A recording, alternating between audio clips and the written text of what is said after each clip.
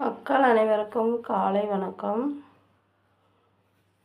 பாருங்கள், வாங்க இன்னைக்கு வீடியோக்குள்ளே போகலாம்.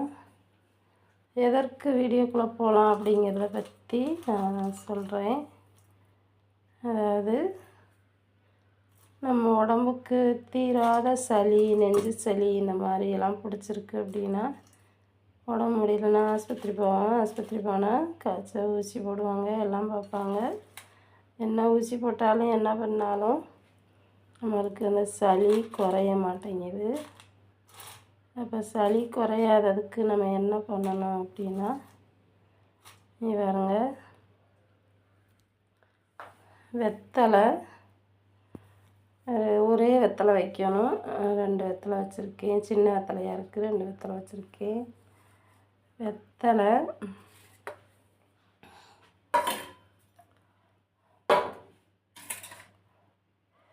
வெத்தலை வச்சுருக்கேன். அதில் வேப்பந்தலை வந்து ஒரு 5 தலை வச்சுருக்கேன்.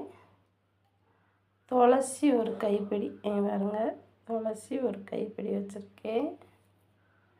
அது கூட மிளகு என்ன செய்யணும்னா, பழம் இருந்த மிளகு காய், பச்சையாக காய் இருந்தால் நல்லா கேட்கும். பச்சை காய் கிடைக்காதவங்க திடீர்னு எங்கே போவாங்க அப்படின்னா, இந்த மாதிரி மிளகு ஒரு 5 மிளகு எடுத்துக்கோங்க. 5 மிளகு இருக்குது பார்த்தீங்களா, 5 மிளகு வைங்க. ஒரே ஒரு வெங்காயம் சின்ன பல்லாக உரித்து வெங்காயம் வச்சுக்கோங்க. சின்ன வெங்காயம், நாட்டு வெங்காயம் தான் வைக்கணும். வச்சிட்டிங்கன்னா அதுக்கப்புறமா பனங்கள் கன்று இருக்குது பார்த்தீங்களா, பனங்கள் கன்று வைக்கலாம். அப்படி இல்லைன்னா நாட்டு சர்க்கரை, இந்த மாதிரி நாட்டு சர்க்கரை வச்சுக்கலாம். பாருங்க, இந்த மாதிரி நாட்டு சர்க்கரை வச்சுக்கோங்க.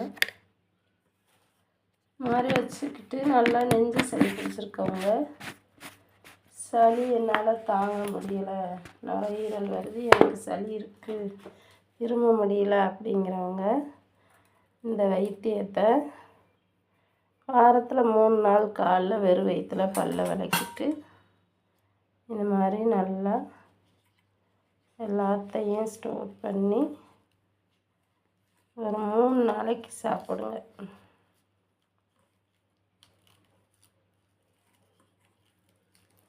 மூணு நாளைக்கு இந்த மாதிரி எடுத்துக்கிட்டிங்கன்னா அப்படியே வாயில் வச்சு மெல்லணும்.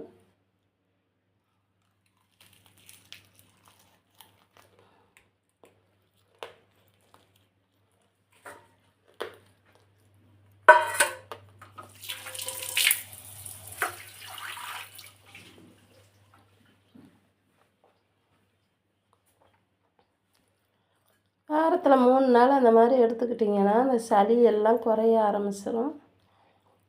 சளி எப்படி குறையும்னா, வலத்து வழியாக போக ஆரம்பிச்சிடும், வயிற்றால் போகும். அப்படி இல்லைனாலும் உங்களுக்கு இருமி வெளியில் வந்துடும். தீராத சளி அப்படிங்கிறதுக்கு இது தீரக்கூடிய ஒரு வைத்தியம், கை வைத்தியம்.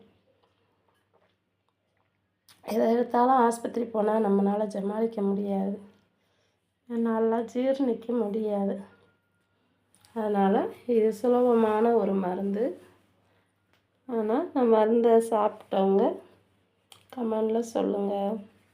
சப்ஸ்கிரைப் பண்ணுங்கள், லைக் கொடுங்க, ஷேர் கொடுங்க, கமெண்ட் கொடுங்க. நன்றி, வணக்கம்.